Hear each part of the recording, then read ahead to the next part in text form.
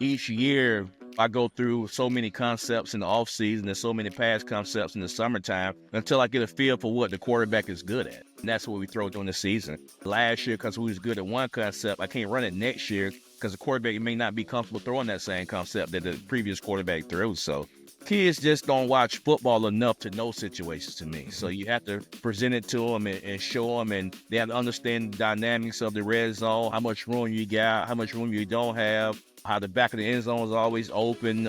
We put somebody at the front pylon. We got somebody heading to the back pylon when we flood the field and things like that. All right, we're here with Coach Jacquez Green. Coach, I was doing my research on you, and confirm or deny this, you are a two-time Madden Bowl champion in 01 and 02. Is that correct? That is correct.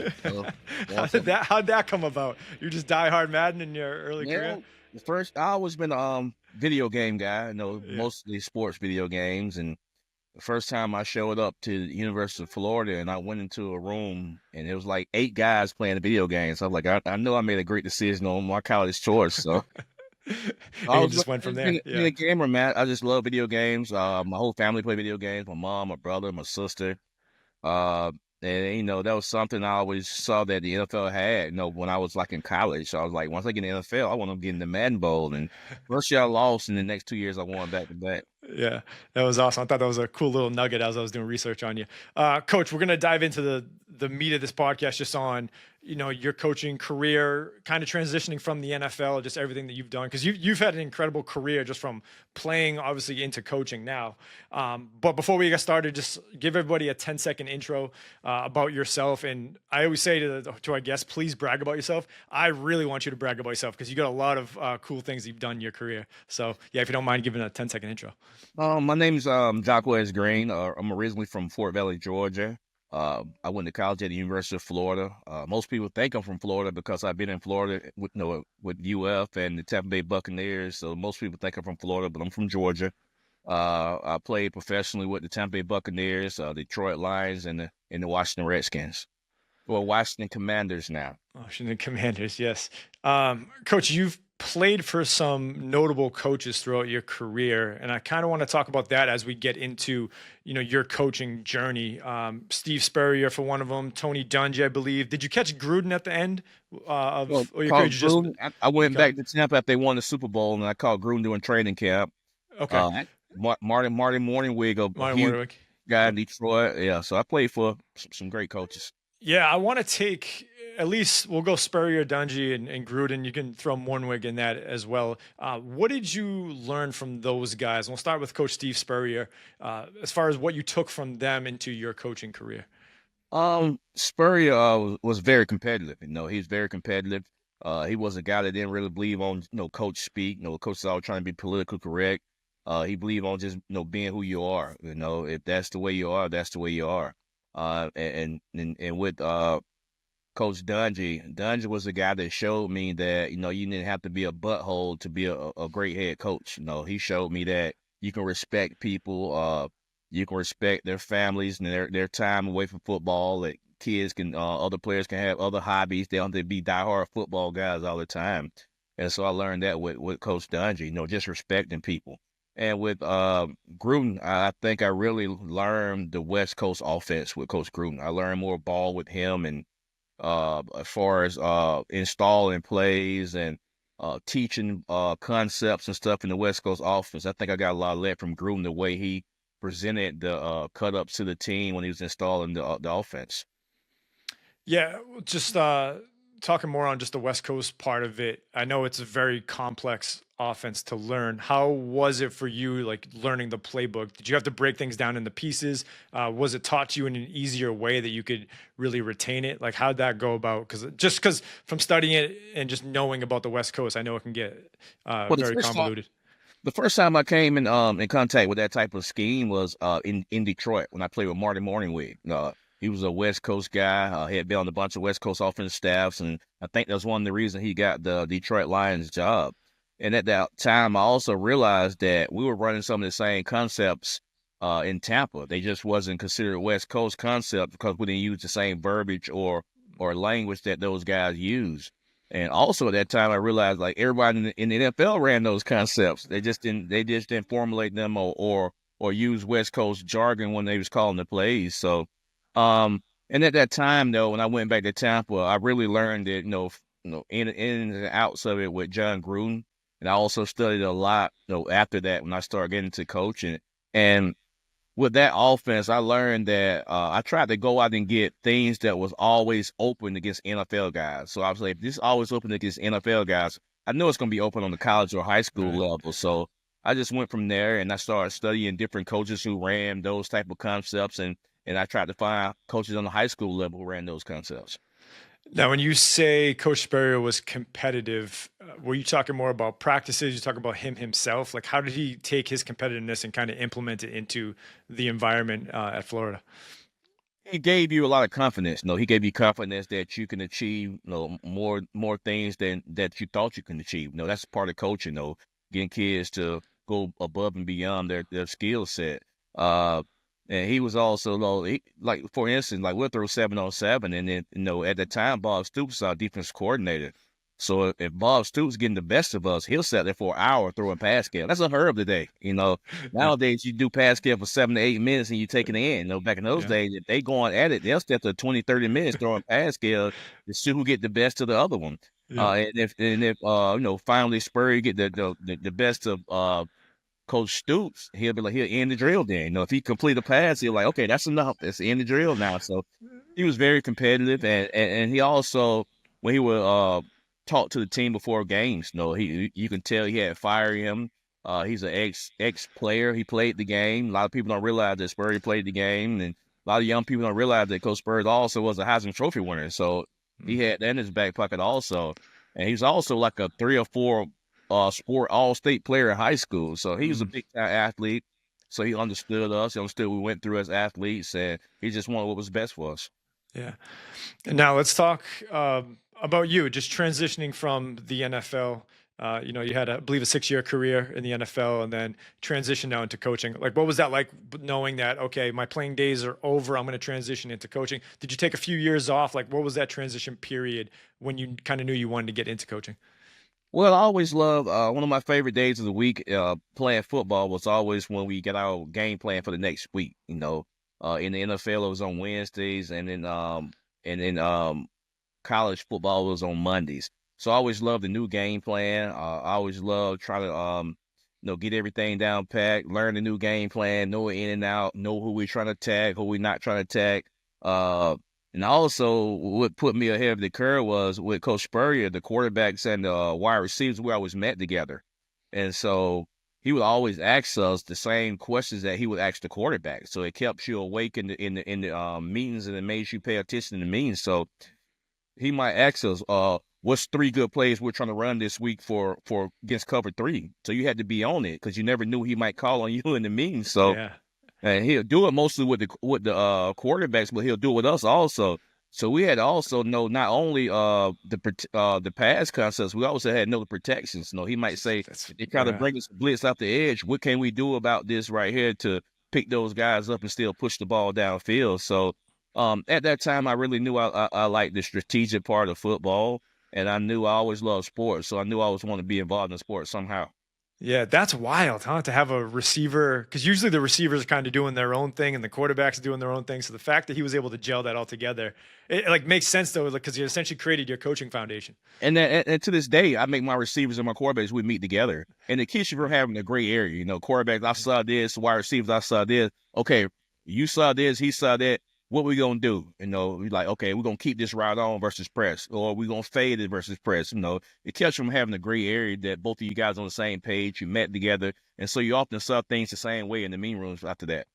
Yeah, I think that's huge too. And even for like offensive linemen to understand coverage, because when they see a rotation start to happen, like you're probably getting some blitz to the same side, right? So like you Yes. kind of take all pieces of like what the offensive line needs to read for the quarterback and a coverage aspect of it. But like you said, from a receiver aspect, learning the fronts, the stunts, everything. So that way you can be in tune to the entire play call. Yeah, because at that time, we ran a lot of option routes in our pass game in college, so you had to be on the same page as far as. And he kept it simple though. It was either it's a one high structure. You can get a few different ways of getting in one high structure, and it was a 2 high structure. But that's what we started out with. Either one high or 2 high on the back end. Mhm. So, Coach, let's talk more about Manatee High School. I know you had a few stops before you got to Manatee High School. It's in Bradenton, Florida, and um, you went from 2019. You're the offensive coordinator, and then 2021 you take over as the head coach. For any coach that's listening right now, that's kind of in that OC role, or even position coach role. What is your biggest hurdle going from OC to head coach that you really didn't expect when you took over the job? I had been a assistant coach for a long time, so I kind of always thought in the back of my mind, if I'm the head coach, what would I do? So I always tried to prepare myself like I'm the head coach. With each scenario and situation, I always said, what would I do if I'm the head coach? And also, like, if I'm a head coach one day, what would I take with me? What would I not do? What would I not take with me? What things I do well? What things I wouldn't do well? So at that time, I just knew that you can't do everything yourself. You're gonna need help. You're gonna need some other guys to help you out. You're gonna need guys that are loyal to you and they'll help you out. And you need coaches that really care about kids. You can't have guys that just out for themselves or coaching that Manatee to look good on their resume. So you gotta have guys that love kids, and you gotta have guys that help carry out your vision as a head coach. And I'm sure too, the being the CEO aspect of it was, I know a lot of head coaches I talk to are just like, you go from a position where it's just like football, football, football to now you're kind of this, you got to be in the public, you got to do all the paperwork, like everything. You're chasing physicals around like crazy. There's like little things that you just don't Yes. expect. In my first year, man, I thought, no, my first year as a head coach, I didn't, I probably my worst offense that I've coached and I've been a head coach. It was terrible on offense, I'll tell the truth. But it was so because I was the head coach and I was trying to do so many other things that I really neglected, what I was good at, which was Yeah. coaching up the offense, getting the quarterback prepared, coaching up my assistant coaches. But as I got more comfortable in this position, it got better. Yeah, I mean, it got a lot better. Just past year, just crunching the quick numbers, you guys are averaging over 35 points a game. I want to talk a little bit more about offense now, just in your general offensive philosophy. Yeah, can you just talk about your general offense philosophy, like kind of where you're going, heading into a game? I want to talk about some game planning stuff too, but right now I just want to talk about like when you're day one of camp, what's your general offensive philosophy? You throwing the football 60-40, 70-30? Like, what are you trying to do? Being that I played University of Florida, they always think of us as a pass happy team, but our best teams at University of Florida, we ran the football. We even based out of our formation that a lot of people don't realize. Florida State, and Miami back in those days. The first play of the game probably was out of our formation. For me, I want to always have a run game. Some we got to be able to run the football. I think the run game gives you a sense of toughness on offense.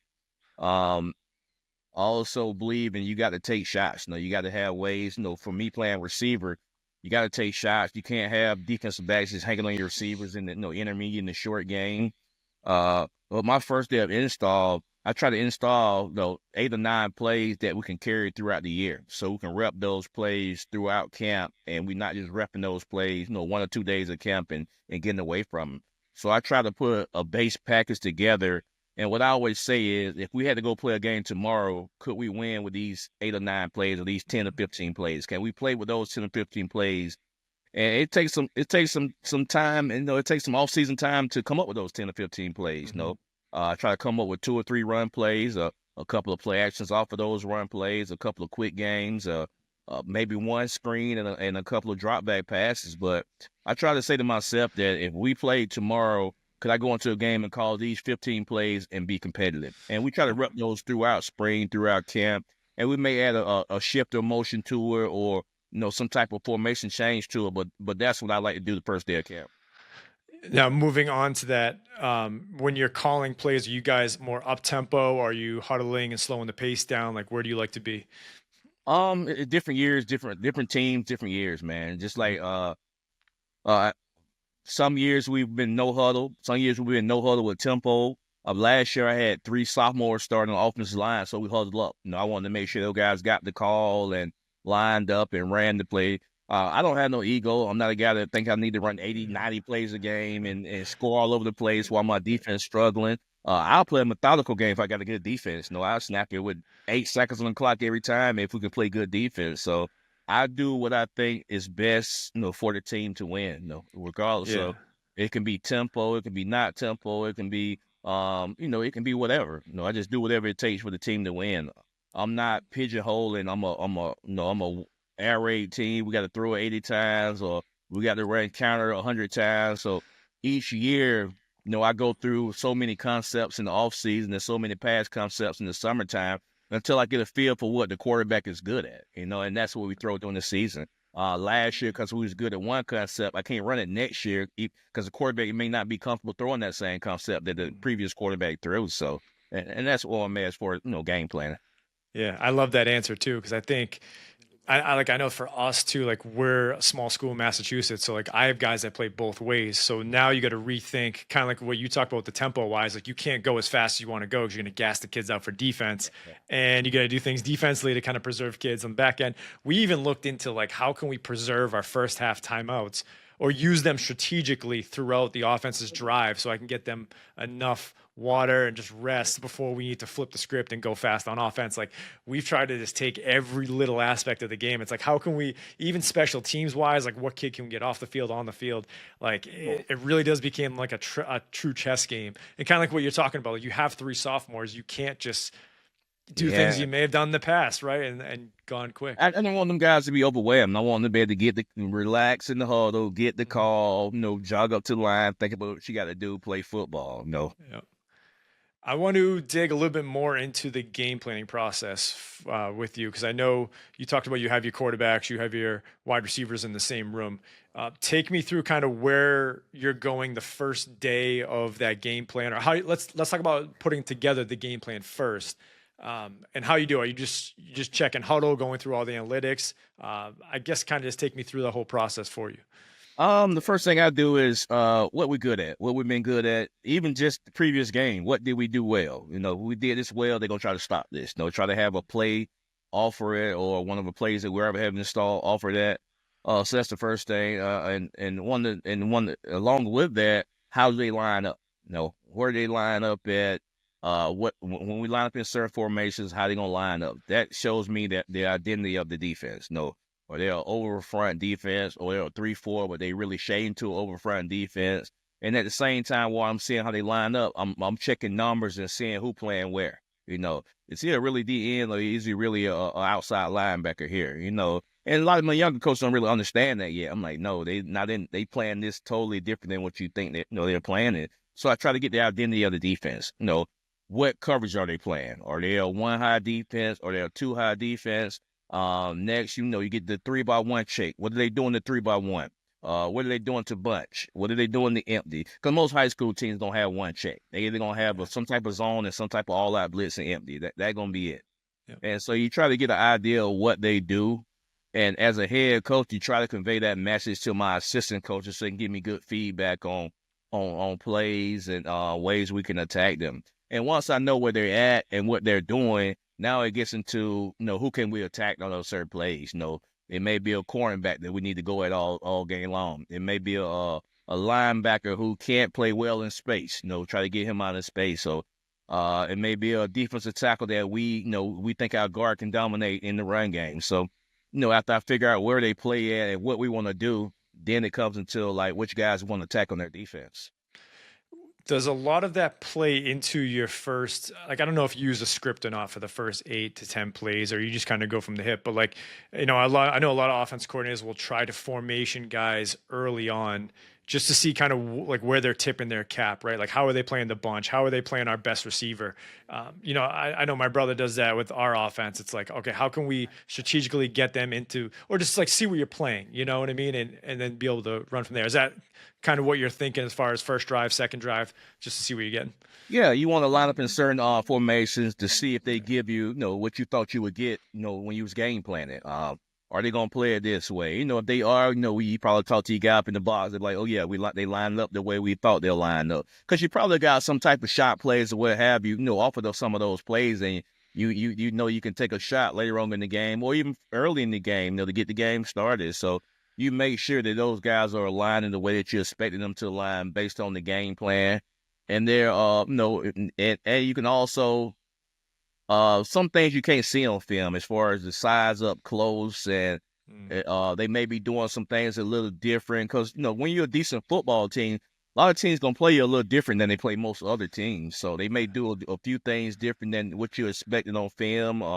You may have one kid that always play to the wide side of the field, but then when they play us, they put him in nose guard. So he'll try to get so can't get into pushing the inside. So you try to cross check things you've seen on film and see if they're playing the way you expect them to play it. I Uh, used to yeah. do a first 10, first 12, first 15, but I don't see how they stay on track, because sometimes they get to a third and 9, and I don't want to call what's on that Yeah. sheet. So I had to Yeah. get off the sheet and call something else. So Right. but I do have, a set of plays, like, 6 or 7 plays I want to get called early in the game to see how they play. And I believe in, like, I want to take at least a one shot every quarter. I want to push it down the field every quarter, at least one shot. And I also have a guy who's who's touched the ball. I think that's important too, to see who touched the ball. I like to make sure all my guys at least touch the ball some kind of way. And if one of the guys haven't, I throw them, a quick screen or hitch or something out there to keep them involved in the football game. What do you think? Because I've had a few coaches talk about a touch chart, and for those who don't know what coach is talking about, essentially a touch chart is just a way to get your best players of football, right? And just making sure that they're at least touching the football. Because I think sometimes when you get into too much schematics of the game, your best players don't touch the football. And I love the touch chart idea because I think it's just you do lose sight a little bit when you start Yeah. to get rolling that your best players don't touch it. What do you think is a like a fair amount of touches for a player to be like to say like, okay, that's enough touches for him, or I feel satisfied that he's touched the ball enough, or is it just You have depending to how the game flow is going? you have to make sure your kids are unselfish. Hmm.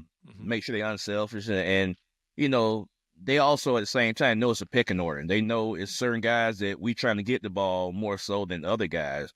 But if I had one, receiver who has caught 4 or 5 balls and one receiver's only caught one, I try to get the other guy a couple of more, just to keep him involved in the game Right. and keep the camaraderie up around the team. Because I played wide receiver. I know how it is when you just out there running pass routes and not touching the football.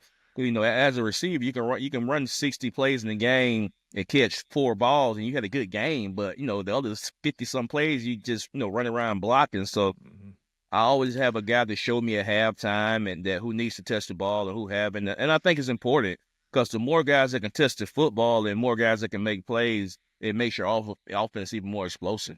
Right. And you can also tell your receivers too. It's kind of like a badge of honor if they don't touch the football because maybe they're getting double teamed, maybe they're shading coverage their side, especially if it's a very good player, right? It's Yeah. like a lot of the guys, defensive guys will do things to take it away from 'em. Okay, so we talked a little bit about game planning. Let's talk about your practice structure and how you guys formulate kind of this game plan into your practice structure. Are you a high tempo practice team? Do you have longer periods? Like, how do you like to structure your practice to make sure your kids are getting the most out of it? I like to use shorter periods. Now, only longer period may be like a team period at the end. I think kids don't have a long attention spans. I think they need to be moving around. I even for the period long, I may just flip the field just to keep the kids into practice and keep the Mm, kids moving around. yeah. I don't like long practices. If we out there 2 hours, that's a long practice for us. We script everything so we can keep moving on the practice field. And also by scripting it, your coaches know what they're coaching each play. They know what they look for each play. If we on defense and they playing trips this play, the coach know the look. If they're playing special or stubby the correct way. They understand what they look for. So we try to be crisp out there on the field. Uh, Try to move around a lot. I tell the coaches to make sure they give the energy. We got some players that can give the energy, but each day the coaches may have to give the energy, and it may not be the same coach every day. It may be a different coach each day, Mhm. but we got to have that energy on the practice field. We have to have high tempo practices, and we have to move around a lot. I got that from the NFL, man. We'll be out there on the practice field, and we'd be out there an hour and a half, but we moving so fast that the coach really will see you like, dang, practice over already. Yeah. But you got to move around. Kids just don't have that attention span. You can't be having Right. 15, 20-minute periods where you just sit in the middle of the field and just running plays. Like I said earlier, everything's scripted. We huge on situational football. It's rarely only day we just run plays is on Monday, and that's really just first and 10 calls. Like base plays, first and 10 calls. all the rest of the week is third down, is pass skill in the red zone, is 2-minute drill, is bagged up, is red zone team. So we always work in situations because kids just don't watch football enough to know situations to me. So Mhm. you have to present it to them and show them, and they have to understand the dynamics of the red zone, how much room you got, how much room you don't have, how the back of the end zone is always open. We put somebody at the front pylon. We got somebody heading to the back pylon when we flood the field and things like that. It also helps that when I call a play down that area, they already understand like what kind of plays I'm gonna call down that area because those are plays I call all the time throughout the week down in the red zone area. So they kind of have an idea of what we're going to do. A few points I want to add on to. I love the flip the field hack. I do that all the time. It's just like if you have an extended period, it's like, okay, you're working 20 in, 20 in. And it's like, oh, hey, go on the other side of the field. We're going 10 in now. And it's like the same period Yeah. essentially, but you just flip the field and it just seems like a whole new, and the It's kids' attention for my spans coaches again. too, because they'll get back Yeah, there that and just too. go, just go to Yeah. enjoying practice and stuff like flip the field, man. Y'all move around, man. Let's move around, Yeah. get refocused, let's finish it up strong, man. Yeah. What do they say?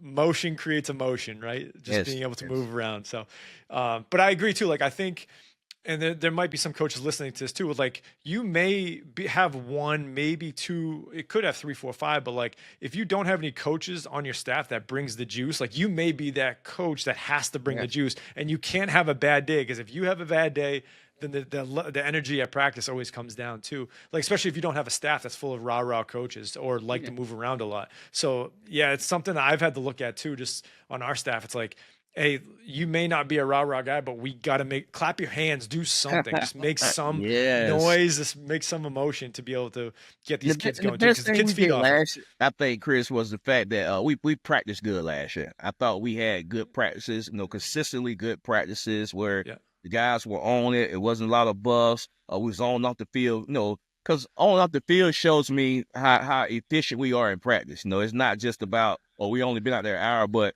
if we off the field at a certain time, that means we haven't had a lot of do-overs or the kids have been on it. We haven't had to repeat plays, over and over again. So right. we were really efficient last year practicing. Yeah, and that it shows, right? I think when you look at teams that practice efficiently, I mean, obviously shows on the game day as well. Especially if you're like, when I say efficient, I mean like you're doing those 10-minute periods or 8-minute periods, wherever they are, and you're getting all the reps you need to. It's Yeah. not sloppy. It's not coaches screaming their head off the entire Yeah. time. They're efficient, quality reps. Um, Okay, so we talked about the practice structure. Let's move into game day now, and I want to talk through your process just on game day. Let's start with the communication with the coaches in the booth. How many do you have up there? What do you have them doing? What do you have them looking at? And I'm just curious to dig into like how you guys are operating as a unit on game day. Well, this year I had one guy up there. Usually I like two. I like one to see the back end. I like one guy to see the up front. Mhm. We just don't have the room up there to put more guys up there. Um, some years I've wore the headset, some years I haven't because it'd be stuff going on in there, and I'd be like, I'll just ask the guy next to me with the headset on, who's always with me. I ask him to tell them that, so I don't have to hear all the chatter and stuff. Just give me the information. I don't need everything else, no. And we try to keep the channels clear, But sometimes, guys get emotional during the game. The mic might be up, and they might be talking, but it don't really matter, really bother me as much, stuff like that. But the main thing I need to know is, down the distance, where we located at, because on the sideline it may look like we're on the 5-yard line, but up on the booth it's like we're on the 2. You can't Mhm. see well from that area. And also, I like to know who made the play, who made the tackle, and how far off are the defensive backs. Down on the sideline, they all like to be out for like 8 or 9 yards, but they may only be out 3 yards. They may only be out 6 yards. So Yeah. I like to see that.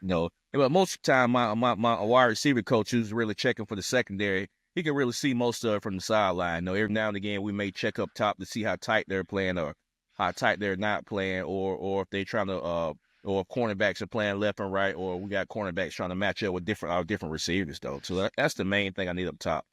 Do you guys have video replay down in Florida that you Yeah, use? we we You do? uh Okay.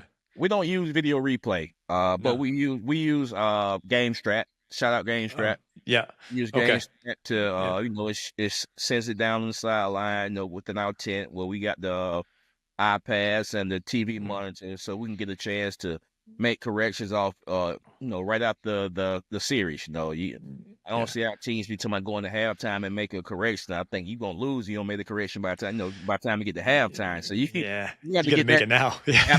that series. If somebody missing a block or somebody not picking up the right guy on the protection, what have you. So we do a good job. We got guys down there with the iPads, and we got guys who do a good job of already having the iPad prepped and ready for you when when you grab it, already set for that series, so you can go through the plays.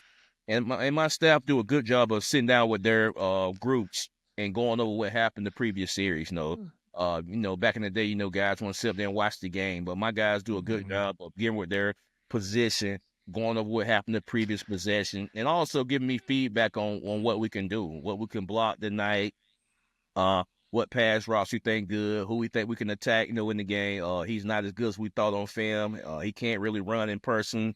We Mhm. thought he could run, but they were playing some guys that made him look faster, but he can't really run. Yeah. And so my guys do give me great feedback. And that's the great thing about having a staff that's been together for a while too. These guys been with me since I've been here.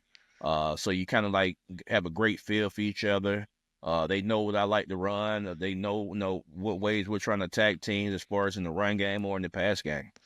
Yeah, that's we were spoiled with the video replay because we had it for a year in Massachusetts. Then they outlawed it because they deemed it a competitive advantage for teams that couldn't have it. And I remember just like going crazy on the iPad, making adjustments. So like now, and this might be good for coaches listening too. Like we can't use it. And if your state can't use it either, you don't have it. Like I have three guys in the booth. One is direct line of communication to me. He's telling me down in distance, and he's kind of going over the whole overview. And then I have another coach up there who's just charting. He's charting formations and the play they ran. So it's like he's giving me like a diagram of what a video replay would be, and it's been super helpful in a sense of just like, hey, they came out in 2x2 there. They ran counter the weak side. We were in this, and this is what gashed us. This is what hurt us. So like after every drive, I'm getting that feedback of a fossil, version of what a video replay would be. So We it's get the actual video, man. Now some yeah. games you may have some issues in the stadium with the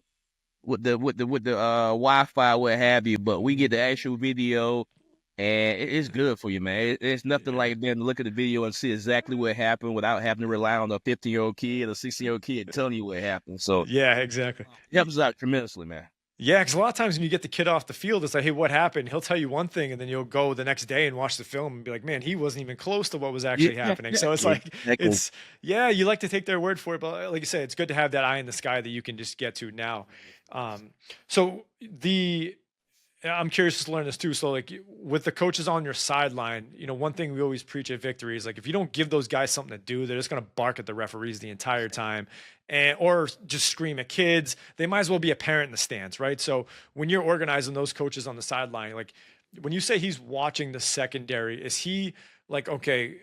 He's just kind of mentally documenting everything that happened, then kind of see if it matched up on the film, and then you guys are kind of feeding your process that way. Is that how you're going about it? He just watching that secondary every play. He can even see one game a team was playing us three cloud. We never seen it on film. He pointed it out though. He was like, Coach, they clouding us to the because he a good guy, he know football. He's like, Coach, they keep clowning us to the trip side. They keep clowning because I'm like, what are they doing? They look funky back there, whatever they doing. He's like, but I'm so busy, I can't really hone in Right. on it all the time.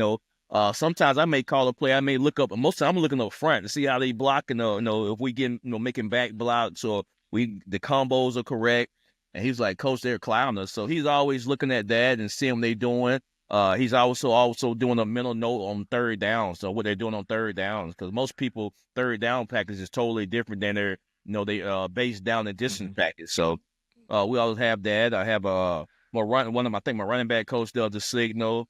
My quarterback coach is in charge of keeping the quarterback in the game, and he's also he gives us another eye in the secondary. My offensive line coach is in the booth. My assistant offensive line coach is on the sideline. So my main offensive line coach gives my assistant guy the information to give to the offensive line, but he's up top so he can really see the game well. And because you need those experienced eyes up top that Yeah. knows what's going on and knows what can look at fronts and know automatically what they're doing and what they're playing. So, I used to be the guy up top. I always wanted to be the guy up the top so I can help the offense and the defense out as far as what's going on the field. Yeah. How's that transition for you going from booth to field? Was it What do you like? I mean, obviously, I think you see things better in the booth, but Yeah. do you like the atmosphere on the field? Like, if you were not like a true offensive coordinator, not having head coach duties, where would you rather be? You see things better from the booth, obviously, Yeah. but you can really, have a great feel for the pulse of the team on the sidelines. And certain players, certain players just um it's different when the head coach talk to a guy as opposed to some of the assistants talk to him. So Mhm. I just feel like I can motivate them more. And I also understand the kids. I tell the coaches, listen to them, man. Listen to them. Sometimes they know what they're talking about sometimes. They a lot of times, the kid telling you one thing on the sideline, you like, no, that's not right. And then you get in film, you're like, oh, my bad. He was right. They were playing it that way. They were doing this. So I always tell the coaches, man, listen to the kids. And at the same time, you have to get a feel for which kid, usually it's one or two kids, in each position group that really know what's going on. You Mhm. got to find that kid that knows what's going on, and he'll tell you a lot, how they playing you up front, how they playing in the secondary. He'll give you good feedback on what plays to run and what plays that, you should stay away from. How has your transition been from being just an offense coordinator to offense coordinator head coach? Because like I know for me as a defensive coordinator, like once the offense is on the field, I'm talking to my booth guy. We're reassessing the previous drive. Like we're talking everything that just went on. And it's just me and him, right? There's not like three or four or five different voices on there. You have to be a head coach. So like you got to manage the game plus call an offense. So how do you get that information that just happened? Or do you like is your defensive guy good enough to manage timeouts in those situations where you can kind of leave that and go to the tent and kind of see what's going on from the previous drive? I'm always into the game. I'm always Yeah. watching the game, making sure that he just can call the game. And my assistant coach is pretty good. I could tell They them take care of it. Yeah. see what happened on that last drive, why we got stuffed in the backfield, or what happened, who came free, and they'll come back and give me the information what happened. They'll tell you that oh, we didn't block bad, or we got a stunt to the man side of protection and they didn't switch it off correctly. So Mm. I ask them what's going on, and then I may come back to them when we get the ball back, and right before we get the ball back, and they'll give me the information what have you, because at the same time I'm watching the defense, making sure those guys are doing their job, and make sure I can help out the defense coordinator from an offense perspective, or what they're trying to do against us. Yeah, I love that. I love the organization because it seems like it's like you trust your coaches to do the thing. Hey, report back to me kind of what happened. Like you said, we missed the man stunt there. Hey, this play will work. We just got stunted there and we got to fix that. And Yeah. it's just good to go from there. So that's really cool because I think the order of like just hierarchy of like, hey, I got to be a head coach in this situation right now. I trust you to go do. I let my coaches coach, man. Right, I let exactly. them coach. Exactly. I believe in what they're doing. I let them coach. And if they're not doing something that's conducive to us winning, I'm gonna take care of that way before we even get to the game. Right. Like you doing a drill that has nothing to do with what we're doing. Like, no, you can't do that. But you come with your own drills. You coach your position group your own way. And at the same time, I'll send them resources. I'll send them to your website if you got some stuff on there that we can Yeah. use, what Yeah. have you. I send them to the Glazier Clinic, and if they got a speaker there that does some things that we do on offense, I try to help them out, as much as I can. Yeah, let's talk a little bit about that just going into the off season now. So, like, what do your off season meetings look like? I know you guys have spring ball in Florida, right? So I guess it's a little bit different for like where we coach, where and in the Northeast in general, where we don't have spring ball up here. But like, are you meeting every other week, once a month, every week? Like, where is the progression of how you're building your coaches in the off season? How you're getting together with them? Well, we just had our banquet a couple of weeks ago. We went to like Oh, okay. semifinals, so the season was a lot longer than usual. Yeah. Um, we'll have a staff meeting coming up that we'll go over, what's this part of the off season, making sure we got idea what all the kids said this time of year, who's playing what sports, who's not playing in sports. Make sure everybody getting their lift in each day of school. Make sure everybody's in the football class to get their lifts in. And also this time of year, we started talking about the clinics. Who wants to go to clinics, Mhm. who's not going to clinics, all the clinics that are available for you. Uh, and then, as it warms back up again, because it got cold and it usually get cold out here Yeah. recently. So, and once it started warming back up, and I think it's mostly like 707 season for those kids. They do a lot of 707. Basketball's wrapping up. I think lacrosse is about to start soon. And I always want my kids to play other sports. I always encourage them to play other sports, stay active. So after that, I'll try to meet, and we'll try to meet with our position group at least once every other week. Get with the guys, keep them in the loop of some type of football. Because it's a little bit easier to teach those guys now. We know we don't have a game coming up. You can just relax and the main thing we do is go over last year's film. We go over last year's film. I got that from Florida, Coach Spurrier. We used to always go each week. We'll go over a game from the year before, and so by the time we got to football again, we've been went through the whole season the year before, and it's good to just go over some things and for your younger guys to see some of the things that the seniors did wrong or the seniors did well, and so we try to go over each game and go through the game like we breaking down film after the game during the season. So other than that, we try to meet with the guys, every so often to keep them fresh about football. But the main thing this time of year is, everybody in the weight room, everybody getting their lip, and you also keeping your grades up and you active in other sports. How I active? Yeah. I try to give my kids much time off as possible Mm-hmm. because football's a grind. So Yeah. we get going in spring, we're not stopping until January, February, Right. December, January. So I try to give them much time, and also my coaches. I try to give them much time off as possible. I don't believe in we lose on Friday, we're in the weight room on Monday. No, y'all get away from here for about a month, recharge your batteries, and then we'll go Mhm. from there.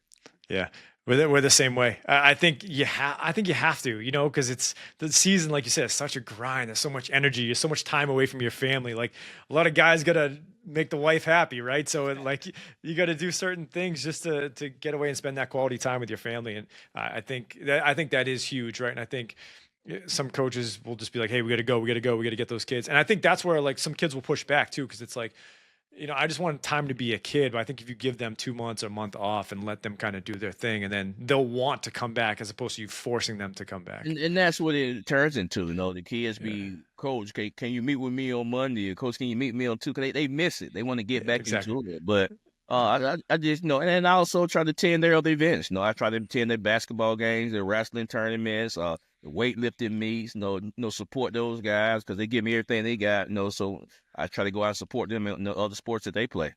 Yep. Coach Jacquez Green, Manatee High School. Coach, any last words before we sign off?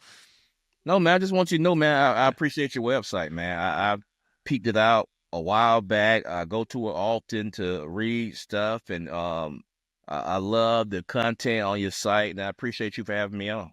Yeah, of course. I appreciate you for coming on. Where can people find you if they have any questions for you or want to get in contact with you? I'm on Twitter at Jacquez Green. That's the main place that I really do my thing at. Inbox me anytime. I think my inbox is open, or you can send me a message on the website, and I'll get back to you. Awesome. Coach, we appreciate your time. We'll see y'all next week. I appreciate you, man.